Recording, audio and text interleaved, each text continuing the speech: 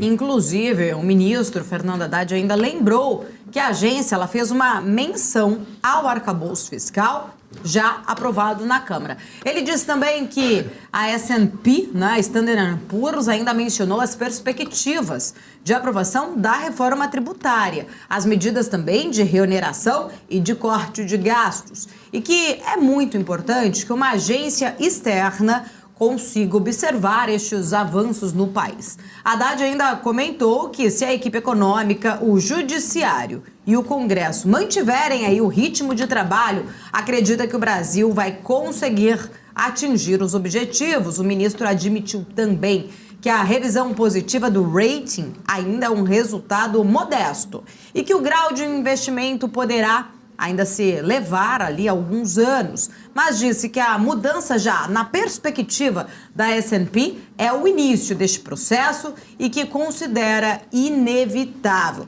Vale reforçar, né, Felipe, que ainda estamos a 2 graus para esta mudança, né, para uma mudança realmente de grau de investimento, estamos em BB-, já é uma perspectiva de melhora, né, mudando essa perspectiva, mas o Brasil ainda precisa subir 2 graus para se tornar realmente ali indicado a um investimento, né, principalmente para investidores estrangeiros. Mas só essa mudança do patamar já eleva muito, inclusive, a melhora deste cenário diante aos investidores estrangeiros. Pois é, Paula, uma questão muito importante, né, inclusive essa revisão, pelo menos da perspectiva do Standard & Poor's, justamente num momento em que o Brasil está equilibrando, né, os pratos da questão fiscal. E isso tem sido bastante falado aí nas últimas reuniões, no último, pelo menos, comunicado do Banco Central, de que a questão fiscal, né, pelo menos uma visão sobre a questão fiscal está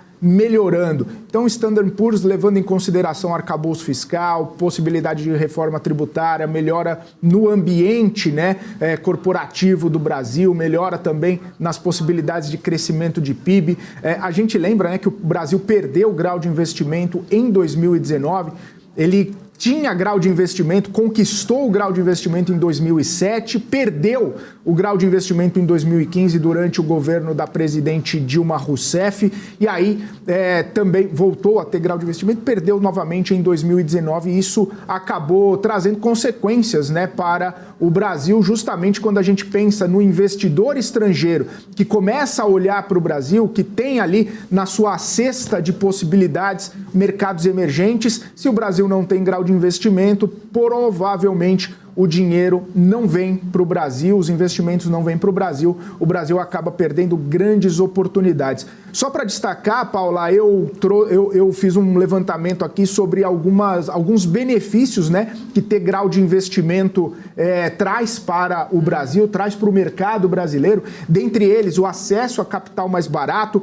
aumento dos investimentos estrangeiros diretos aqui no Brasil, estímulo ao crescimento econômico, fortalecimento da reputação do Brasil no mercado e no ambiente internacional, facilidade também ao acesso do Brasil aos mercados internacionais de capital, além de uma redução de risco sistêmico, aquele risco, né, mais generalizado no mercado brasileiro. A gente lembra, né, que as agências, né, de classificação de risco, elas atribuem notas aos países com base em várias métricas, né, indicadores econômicos também, como estabilidade política, crescimento econômico, o endividamento público, capacidade de pagamento da sua dívida, entre outros fatores. Enfim, se a gente levar em consideração essa cesta, né, de indicadores ou de métricas que são levados em consideração, o Brasil, nesse momento, está atacando vários desses pontos para melhorar a qualidade dessas métricas. Então, justamente por isso, a gente percebeu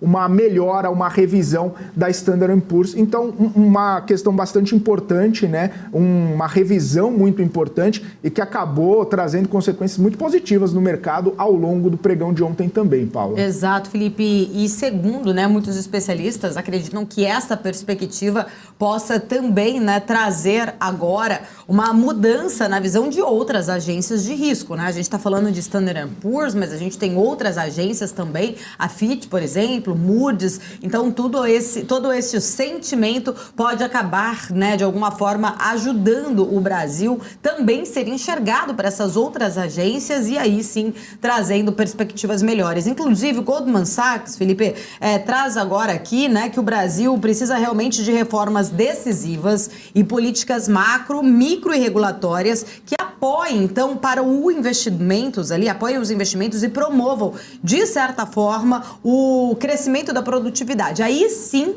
né, conseguiríamos atingir ou subir esta escala, mudando o patamar, né, exatamente para se tornar ali um grau de investimento, né? A gente precisa ainda subir estes degraus, vamos dizer assim, para se tornar, realmente voltar a se tornar, a ter essa nota de grau de investimento, mas toda essa mudança já na perspectiva, apenas pela perspectiva, já traz aí um sinal bem positivo, inclusive, para o Brasil. Então, a prova disso foi que ontem a gente conseguiu chegar aos 119 mil pontos, né? Dólar abaixo ali, na casa dos 4,80. Isso muda, de certa forma, bastante a visão. E essa pressão agora, né, que a gente vê em relação ao Banco Central brasileiro em baixar os juros, né? Aumenta ainda mais. E todo este coro, né? O próprio ministro aí, Fernando Haddad, agora, né, segundo os analistas políticos, né? Todo mundo querendo esta paternidade, né? Até porque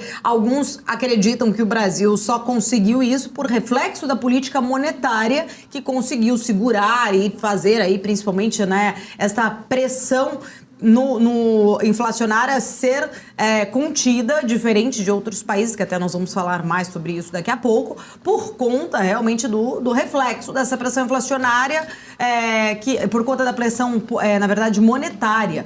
Por outro lado, né, o próprio Haddad diz aí que foi um conjunto de ações, inclusive agradeceu tanto o presidente da Câmara quanto o presidente do Senado pela aprovação ali de pautas que são importantes, que tragam de volta essa confiança, né, principalmente ali para estas agências mudarem a sua perspectiva, pautas como a própria aprovação na Câmara do arcabouço fiscal, que traz ali uma responsabilidade fiscal na visão de Fernando Haddad. Por isso, então, o agradecimento, e diz também, né, agradecer o judiciário, falando agora que só falta ali o Banco Central para que todos fiquem, então, alinhados, né? Os aliados aí de Haddad já começam a apostar, né, inclusive, de que esta pressão possa trazer alguma sinalização na semana que vem da política monetária do Copom, não numa mudança, mas no recado que o Banco Central deve dar na próxima reunião, Felipe. Pois é, Paula, é interessante, né, essa visão, né, do ministro Fernando Haddad, justamente por ele comandar a equipe econômica e ele pautar e articular também muitas pautas econômicas importantes para o país, ele poderia assumir grande parte da responsabilidade também de ter, né, essa mudança da perspectiva. No entanto, ele preferiu dividir os créditos com o Congresso, com o Judiciário, que inclusive fazem, né, grande esforço para ajudar a ajustar as contas aqui no Brasil. Muito bem lembrado, né, toda essa discussão referente a arcabouço fiscal no Congresso Nacional, também a reforma tributária, outras micro-reformas que têm sido colocadas. A gente vai falar daqui a pouco também sobre aquele voto de qualidade no CARF, que também está em discussão, juntamente com a reforma tributária, para poder trazer uma perspectiva de melhora na questão das contas públicas. Então, o Congresso Nacional, em pautas de Estado, como a gente tem falado aí nos últimos dias, tem sido bastante importante essa participação do Congresso, do presidente da Câmara, do presidente do Senado, dos líderes das bancadas. Além disso, o Judiciário tem tomado também várias decisões que podem, né, também melhorar o ambiente econômico do Brasil. A gente destacou recentemente, inclusive, toda aquela discussão a respeito do PIS/COFINS, o Judiciário também fazendo algum tipo de interlocução referente ao ICMS na reforma tributária. A gente lembra daquele grupo de trabalho, mediação do ministro Gilmar Mendes, do Supremo Tribunal Federal. Então, o Congresso Nacional, o Judiciário e o Executivo, com o ministro Fernando Haddad, com a ministra Simone Tebet, com o próprio ministro e vice-presidente Geraldo Alckmin fazendo essa interlocução, acabam colocando, né, um ambiente de estabilidade entre os poderes, para poder ter uma melhora nessa percepção de ambiente. A gente lembra, né, que muitas pessoas, inclusive da oposição, têm comentado e falado sobre a importância dessa interlocução promovida pelo ministro Fernando Haddad. Algumas pessoas até de uma forma de brincando, assim, falando que o Haddad é um petista meio PSDBista ali, meio tucano, é o petista mais tucano, justamente por conta dessa interlocução com partidos de oposição, que ele não puxou, né, o Ministério da Fazenda para um lado mais raiz do Partido dos Trabalhadores, um lado mais gastador, ele tem um viés mais fiscalista. Então, essa participação do ministro Fernando Haddad, essa interlocução, até mesmo agradando grandes setores aqui da Faria Lima também, isso acaba trazendo, né, Paula, um sentimento, uma sensação de que a economia brasileira pode entrar num caminho, ou pelo menos manter um caminho de crescimento que já veio sendo colocado ali desde os últimos anos, mantendo o Brasil nesse caminho de investimento, de melhora nas contas públicas, aí melhorando também essa percepção, esse ambiente.